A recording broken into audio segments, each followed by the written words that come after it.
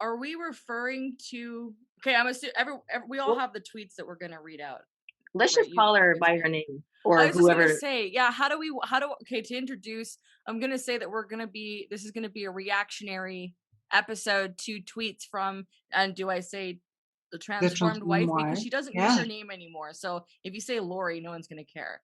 So I'll just say the Maybe just transformed. maybe reaction instead of reactionary. I think reactionary implies. Oh, reaction. Okay, okay. Yeah. Reaction videos to this is a reaction episode to tweets from the transformed wife. Is that Yeah. to introduce her? Our special guest today is the transformed wife via In tweets. absentia. Hi. Hola. Hi.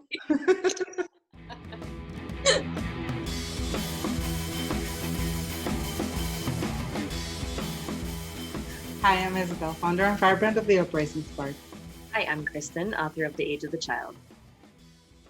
Oh God, I can't. What happened? It's because Isabel had this massive grin and it just like made me laugh. And then I was like, don't do that because I'm gonna laugh and not be able to get through the intro. You guys were fine. Just a second. Let me say a prayer. Hi, I'm Lenora Faye. I'm the creator of The Bitchy Bookkeeper, and we are the three founding non-mothers of Childfree Girls. In this episode, we are going to be reacting to tweets from the transformed wife. Now, how do I introduce the transformed wife as our special guest today? Do we just Special dive right guest, into our favorite tweets? We special want to guest just in absentia, as Kristen said. How can we describe her? She's a woman of God. She lives her life by the word of the Bible, the literal word of the Bible. I think most people know her because she is bit of a misogynistic person. Is that correct? I don't no, it know. is. That's a very nice word. My word, my yeah, it was a little bit different in my head, but no, you were correct. um, yeah, and she's loved and hated by many people on the internet. So Oh, okay, so this is the one that I picked. I mean, there was many to choose from, but she writes, birth control, especially hormonal birth control, is how feminism enslaved women. It destroys the natural harmony of our bodies, separates us from our womanhood, poisons our wombs, and turns a woman into a serial abortionist of her own babies. And this is a quote by an anonymous source, according to her. So she's quoting anonymous. okay, first thing that comes to mind is how does birth control turn you into a serial abortionist? If you're not trying to get pregnant, then how is it that you're getting pregnant by taking birth control and then having an abortion? I think, and I'm looking up to see how the science works, but some people believe that hormonal birth control doesn't necessarily they don't believe it works like like Plan B or like the actual like RU whatever it's called, that actual abortion pill. But they do seem to think it does something that to them qualifies as an abortion somehow. Not like an abortion, but you know, something. Have you ever heard the song "Every Sperm is Sacred, Every Sperm is Good"? Have you seen The Meaning of Life, the Monty Python Definitely. movie? Ah, Is it Every on sperm is Netflix? sacred. the Every song is sperm is amazing. sacred. Every If sperm that is were the case, then men sacred. shouldn't be allowed to Masturbate. masturbate. I know. Well, by that logic, wouldn't masturbation be an A form turn of men into abortion. serial abortionists Yeah, Yeah. based on this? Yes. exactly. I mean, yes, I know that there's some religious fundamentalists that do not allow women of their congregations to use birth control. And this happens in many religions. They're like not fundamentalists, I would say, just like very orthodox groups within religion. Um, because they say, it is what it is. It's what God's intent. So if we're gonna have 10 kids, we're gonna have 20, and then so be it. But using birth control is not comparable to aborting. it's preventing a pregnancy, Yeah, whereas an abortion is ending pregnancy. yeah. And we're pro-choice here, so this is not, we're not debating anything here. But I don't. It's so she doesn't acknowledge that there's science behind life. Uh, so turning a woman into a serial abortionist of her own babies. Because even plan B, I'm not sure, I know you've mentioned one time you quoted about like the good abortion pill, Kristen, and I never followed through as to what that was. Mhm. Because of, actually no, that's not true, because I know here the abortion clinics, there's two different kinds. You can do the medically induced abortion, or you can get the what is it, the D&C, um Mm. the procedure done. So there is a medical way of doing it, yeah. um but yeah, that doesn't make any sense to me either, because you're prevent birth control is preventing a pregnancy. I have an IUD and it's hormonal. It's the hormonal one. It's the Mirena. So uh I guess like for the next 5 years I'm a serial, like it doesn't even make sense, because like I am not pregnant. But like I don't, ugh, doesn't make any sense. The abortion pill is RU-486, which is what I thought it was, but something in it in my head sounded like Marvin the Martian and his Q-47 space modulator or whatever. I think I'm way too old. I It's don't know what you're talking a really good cartoon with Marvin the Martian. Oh okay. god, look it I up. do remember Marvin the Martian. I had an obsession with Marvin the Martian when I was He a is adorable. yeah, I Oh, had okay. Hey, well, my excuse is I didn't have a TV growing up, so that Oh, that's I was under a rock. Yeah, that's why. That's why. that's valid. Okay. What about, okay? So we'll get out of the medical side of things, but separates us from our womanhood. Who has something to say about that? So birth control, again, quoting birth control, especially hormonal birth control. So what? So condoms don't separate you from your womanhood? Like according to this, because she's like birth control, especially hormonal birth control, separates us from our womanhood. Well, this can just lead into the tweet um, I saved so we can merge a couple together. Um, and this gets to how it separates us from our womanhood. Godly women of old didn't beg God for equality in the workforce or to be preachers slash pastors. They wanted to be married and have children. They grieved if they were infertile and begged God to open their wombs. They knew what they were designed for, and children are a blessing. So, using birth control separates us from our womanhood by preventing us from performing our designed function. Um, my other issue with this tweet is that people like her who say things like that are largely responsible for the pressure and I think depression, not entirely, but the suffocating weight of feeling like they're not being good women if they can't conceive. Like women who simply cannot conceive and who feel like failures and who feel like they're not able to perform their womanly function because they can't get pregnant. It's because of stuff like that. You're designed to do it. How could you possibly not do it if it's what you're designed for? I mean, that's the thing because that's the way she defined. Well, she's not really defining womanhood, but we can infer that for her, womanhood equals motherhood. And there's just so many ways that people can interpret womanhood in general. It doesn't necessarily have to do with the fact that you can reproduce. And like you said, there are some women who can't. There are some people that have a uterus who can't. So what does that make them? mm, So I, pause. okay, so from a Bible standpoint, because I grew up, again, how I was raised was based on the Bible as well. And Bible studies were a daily occurrence in my household, and they were mandatory. So I grew up listening to the stories of the women in the Bible who were infertile, and some who were like Abraham's wife Sarah, or Sarai, I can't remember. She had a name change. Um, she was very, very old, like I don't know, 99, 100, something like that, or even older. I'd have to Google. My mom's Bible's down there, but I don't feel like getting it because I'd have to do a lot of flipping.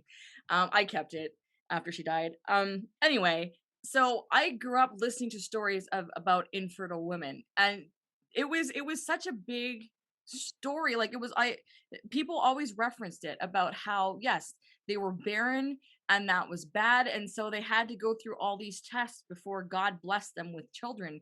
And I never thought about it as a kid because everyone had kids and that's what you did. But these stories were so, they were worshipped. Like they were these women in the Bible who, were asking for children and had to go through these struggles. And then at one point, one of them said to her husband, "Okay, sleep with the maid so she can have your children." And then there was jealousy. And I mean, it's again, I'm not saying that I don't know who wrote the Bible. That's a whole other conversation and debate.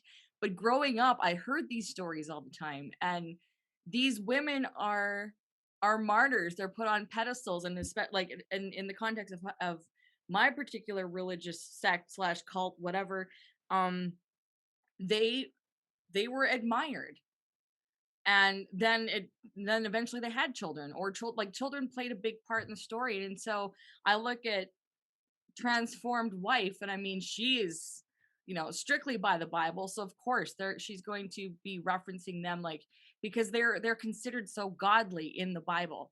And if she is basing her existence on the Bible, so of course, like, anything less than that, we should all be, what do they say, come to the Lord with fear and trembling until we have a child, basically, is her. That's how she lives, and that's how people live. And that's, unfortunately, the Bible is very focused on that. So I wonder what she thinks about The Handmaid's Tale, because that's the whole premise yeah. of the series, right? Oh, it'd be the devil's work, because the storyline, they're making uh that society the bad guy, right? Yeah, Right. yeah. So of course she would hate that, because she would be agreeing with with the antagonist of the show. You know what? So, I think if you, I, it might be on the viewer to decide who the bad guy is. They just, Ooh, good point. you know what I mean? Because there are people who watch Wall Street and they think Gordon Gekko is the hero. I mean, it all really depends on what your perspective is. So she might watch it and think, yes, yes, this is the way it should be. We need a Gilead. Good point. I live right next door. I live one town over from a town called Gilead, by the way. Oh no. Yeah. You I'll should be move. scared. Be afraid. Be very afraid. Exactly. Do people say anything about that, or is it No, just strange. okay? Okay. All right. Weird. Do you live in a very biblical like place? No, Religious? No. not to my knowledge, but I I don't talk okay. to a lot of neighbors. Of course. I have a church behind my house. I think there's a church in town. I don't even know if I've seen a church in town. It's a small town, like it's a small area. I know there's a town hall. I don't remember seeing a church. I could have just missed it though. Well, it's not on your radar. Like, you don't Yeah, go seeking out churches, so I that's did find fair. the antique store immediately. Of course you Of did. course you did. Of course.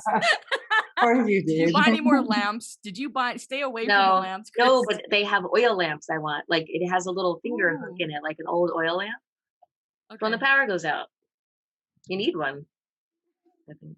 You know, you can buy a flashlight, right? I have a flashlight. It's not the same as a lamp. An oil lamp. I'm sorry. Right. I have flashlights and candles. Yeah, that's funny. We have those Exactly. little push lights too. We have all kinds of lights, but oil lamps are particularly useful. It would go Oh. nice on your writing table. Yeah. I have one of the tweets that I chose from the Transform Wife has more to do with current events in the States, and we were just discussing because we are recording on the same day that the verdict of the George Floyd case came out. So the tweet says, the only oppressed between asterisks, the only oppressed people in America is the unborn baby. Sad emoji. The only oppressed person in America is the unborn baby. The only oppressed people in America is the Are unborn. they, that's the end of her tweet. Yeah, sad face So emoji. our unborn baby. So she's So saying, they're okay. So I'm sorry. I was thinking, so they're not born yet. And somehow they're just existing in the womb in this state of oppression. But I guess what she means is aborted babies. Well, Or does she mean or contraceptively prevented babies? I don't know. She just yeah, said unborn that baby. well, that could be a hypothetical baby. Like that's not like That's every baby she hasn't had. Like, this every second she's not pregnant, she is oppressing a potential baby. yeah, exactly. Okay, so if that's what she's saying, well, it's just is illogical. Also, too, like here, Canadian laws. Now, I don't have anything to quote here, but there a fetus is not a recognized human. Like you don't register it yet until it's born. You don't register a baby is registered after birth. Like you don't register a fetus. There are no fetal rights. There have been different cases where I think they have been ruled in favor, but I don't know. I'd have to go research. But you don't pay child support to a fetus, an unborn. So my point is here in Canada, a fetus is not considered a person. So if I'm taking it literally like what she's saying, like the only oppressed people or persons are an unborn, they're actually not considered people like by law here. Now, yeah, and again, maybe it's different in her state, but a person is a birth person. Like that a person is someone who's born by definition here. For someone and I think, Lenora, you have suggested that who knows who runs her account. It's probably her husband. People have theorized it's her husband. Mhm. Um, Whoever it is claiming to be godly and Christian. And it doesn't seem godly or Christian, however, it does seem very white to ignore the actual oppression that is happening. And I don't know what the date was when she wrote that. Maybe she wrote it on the day George Floyd was murdered by a white cop. Who knows? I'm just throwing it out there the way Trump would. This was last Friday. She It wrote it. was last Friday, Mhm. or the way Fox News would, I guess. Is she the devil? We don't know. You decide. But like, there's so much news going on about real, actual oppression of real, actual people who are living in this world, born and being oppressed by other people. And she's using this opportunity to say that the only really oppressed people are the ones we are not giving birth to. And that is that's not my understanding of Christianity. I'm an atheist, but the people I respect who believe in God are the people um, who like the stuff about being kind and being compassionate and caring about their fellow human being and trying to understand other people. My favorite religious person actually is a Mormon, which is kind of surprising because Mormons are they tend to be a little bit more rigid.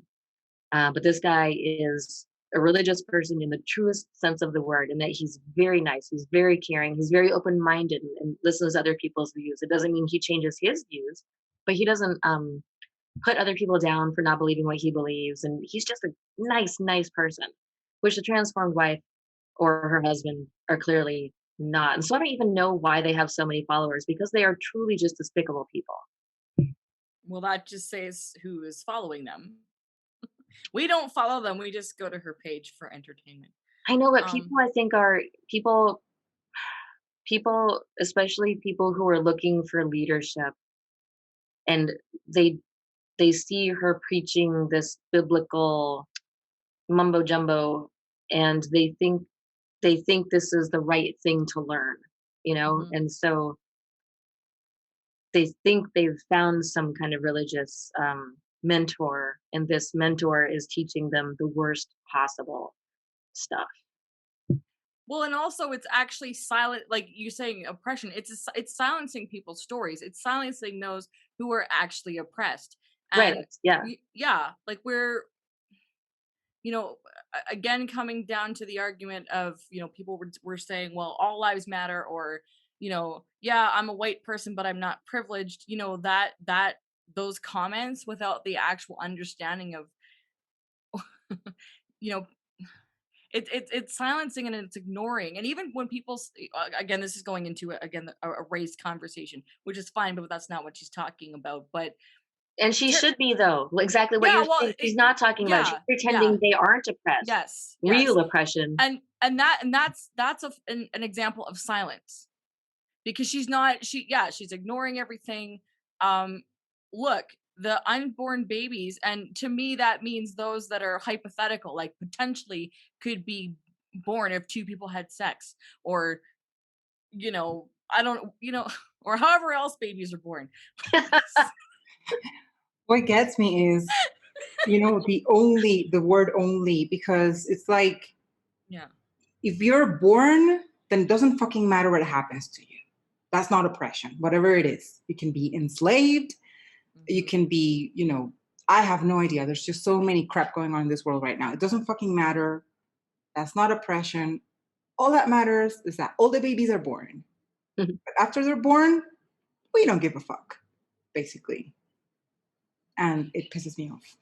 So what do you think, based on what you said, Isabel? What do you think her message is? Like, what is going through her mind? What is she trying to protect?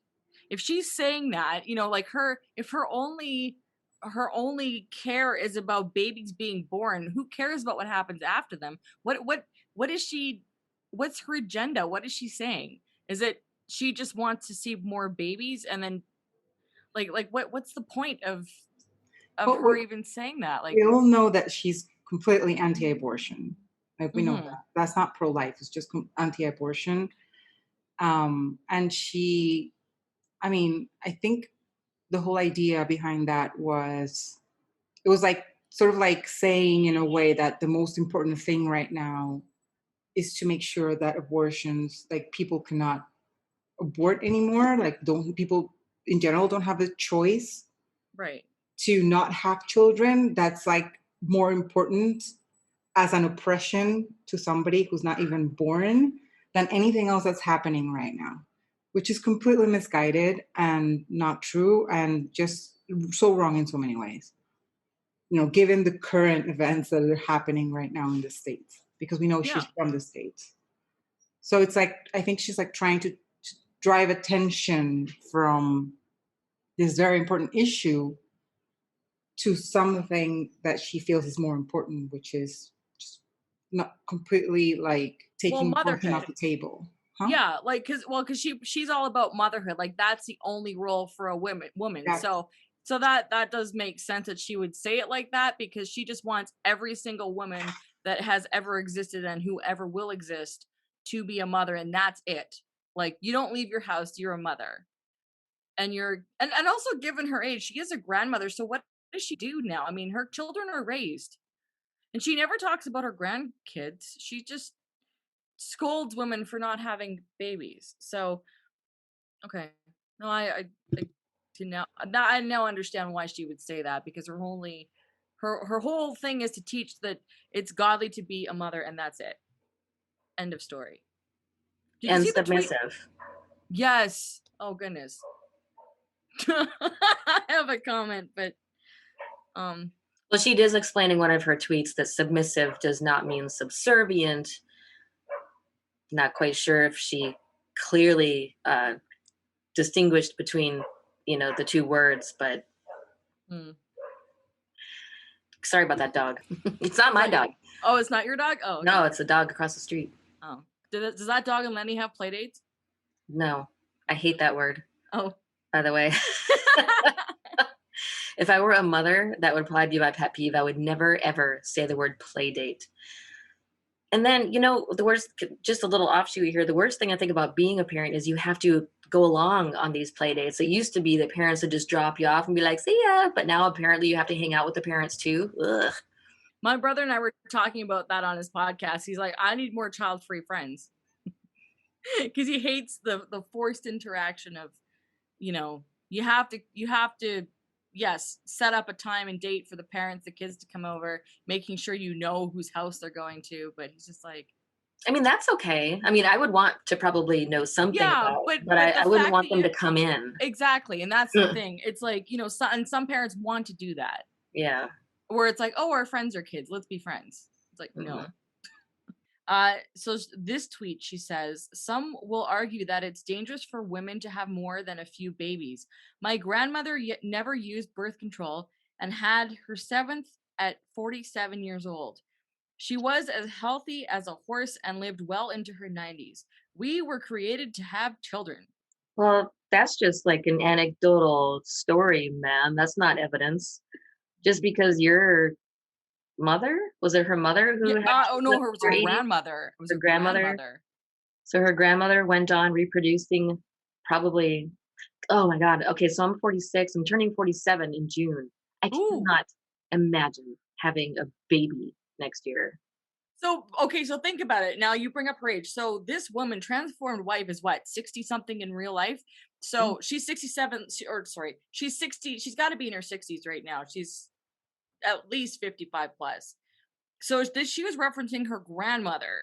So of course her grandmother never used birth control, because it was highly, like, what were the birth control options for transformed wife, let alone her mother, let alone her grandmother? And she's referencing her grandmother here. So and keep in mind that transformed wife herself has got to be in her 60s. So time wise, of course she never had birth control. The grandmother never had birth control. Um, and also didn't eat genetically modified food the way we do. She didn't have McDonald's back then. But I think they had mean, Dairy Queen. They did? Oh. I think they had Dairy Queen. Oh, Dairy Queen's okay. pretty old. Oh, that explains my digestive system after I eat their food if it's old. Okay, so the danger in what this woman says is because she's completely, again, silencing other people's stories. Because, like you said, it's an anecdote. So yeah, okay, her grandmother had no issues. Great. And even if she did, I doubt she would tweet about them. But she's saying, like, that's evidence enough that it's not dangerous for women to have more. It sounds like to me she still wants to have more kids. I don't know how many she actually had, but this, it's like, I don't think she had 7 children. It just seems like she's wishing that she could go and have more. I mean, again, it's another example of her silencing people that have horrible pregnancies, or you know have issues where they can't get pregnant. Like, it's just, some will argue that it's dangerous. I don't think she had more than a few As kids in the herself. whole medical community, basically. Yeah, Right. exactly. But this is what I was thinking. We get pressured since we're very young. Things like, oh, your biological clock is ticking, and not only by like people who know nothing about biology, but also doctors, like medical doctors, and I don't know, people who actually know about human biology. And we get told that if we don't have a baby before we're 35, then we're going to be in what is it called? A geriatric pregnancy after 35. Imagine 47, like, yes, it's possible. Like, it's possible to get pregnant at 47. It's possible to get pregnant at 55. The oldest woman who got pregnant is in India, and she was like in her 70s or something. It's possible. It's possible. I would say that is not recommended. Like, doctors, Yeah. after 35, you might have a lot of issues. So she's actually, well, I mean, she believes in the Bible. Like, we understand. Like, I guess she doesn't believe in science. Like, science means nothing to her. So I'm not surprised. It's possible for me to drink half a bottle of whiskey in 10 minutes. Do it. Let's see. Don't do it. I can do that, okay. and I would probably live. And I might even still be healthy tomorrow, and I might even still get pregnant. So maybe we should recommend that. Her logic, like, she's using one story of one woman as if that one woman's little anecdotal story is evidence that should be true for all biologically capable procreators across the board. Excellent. Yeah. It's funny that you referenced her grandmother. She said nothing about her own mom, so I wonder what her mother's experience was. I bet they don't get along. She wouldn't be my favorite daughter. So No. I just went to her website just to read her history. I bet her mother's a heathen and an abomination to the Lord. maybe her mom was a hippie. Maybe. Yeah. You two might be onto something, because that's why she is a transformed wife, because she had 23 years of a difficult marriage, and then she found God. So okay. Oh, and she has 9 grandchildren. Okay. Just good to Did know. she also find a new husband, or did her marriage? No, suddenly- it was well, because look, she gave up everything to please her husband, and she became a happier wife. And now he now runs a Twitter account. Good for her. It's like, just stop resisting and it'll be a lot easier. Okay, please. What were you referencing there? anything anything that you're fighting against, if you just stop resisting and go with it, you're going to have a lot easier time. Yeah, so for anyone who's watching who thinks child-free people are nuts, stop resisting. Child-free life, like, let people be child-free. Stop resisting it. It'll go a lot easier for you. Um, so it might be the case where she doesn't get along with her mother because is transformed. So it doesn't sound like she obviously wasn't raised this way. So yeah, it's entirely possible that her mom, or she's no longer her mom's favorite daughter, or whatever the case Well, her may mom be. is probably, well, she might not be dead. I mean, because I'm Oh, thinking if she's 60 something, the chances that her yeah. mother is alive are probably like 50-50. But Mhm. Ian's dad is, I think, in his very late 60s to maybe just turned 70, and his dad is still alive. Okay. Okay. I mean, you know what? I'm not gonna argue with the fact that I mean, I have a uterus, and as far as I know it works, but I've never put it to the test. So uh sure, if we were created to have children, but we also have free will and a brain. So you There's a know. difference between saying we were created to have children and we were created with the ability to have children. Oh yeah, okay. All right. I retract my previous statement. That's It's much like you better. said, one of the memes we have, you like it, just because you have a uterus does not mean you are required to have kids with it, just like having hands doesn't automatically require you to play Chopin expertly. I mean, Yes. having these things does not mean you have to do any particular thing with them. Correct. Well, that is all for this episode. Thank you everyone for watching and or listening to today's episode. If you have any comments, questions, episode suggestions, please email us at childfreegirls@gmail.com. And please leave your comments below if you're watching on YouTube, or if you come across our social media, please feel free to leave a comment there. Hit subscribe if you're on YouTube. And if you are listening to this episode, head over to YouTube and hit subscribe there as well. That really helps us out. And feel free to rate and review our podcast wherever you are listening. Our website is childfreegirls.com, and you can find us all over social media as at Childfree Girls. We are mainly active on Instagram and Facebook. You can also find us on Pinterest and TikTok, and we are very, very active on Clubhouse. So if you have Clubhouse, join Childfree Club. It was co-created by the three of us. We have rooms every single day, very interesting topics. People are super cool. If you don't have Clubhouse and you want an invitation, send us an email to the email address that Lenora gave you, or leave us a message, comment below. And we're also on Amazon. You can find a copy of our book, Childfree Girls, Comfort Food for Thought, on Amazon, on paperback or Kindle. And we're on Twitter. And we're on Twitter. Yeah. Yeah. Which is where we found the transformed wife. But that leads me to my question for this episode. Not necessarily transformed wife specific, but my question for this episode our question for this episode is, what is maybe the most damaging or the most dangerous religious advice you have come across in some way or other in your life? Feel free to email it to us if you want to keep it private, or you can leave it in the comments below. And that's it, right? Yep. I think that's it. See ya. Bye. Bye. No, you say bye. No, you say bye. Oh my God, I'm leaving. You leave first. I'm going. Bye. Bye.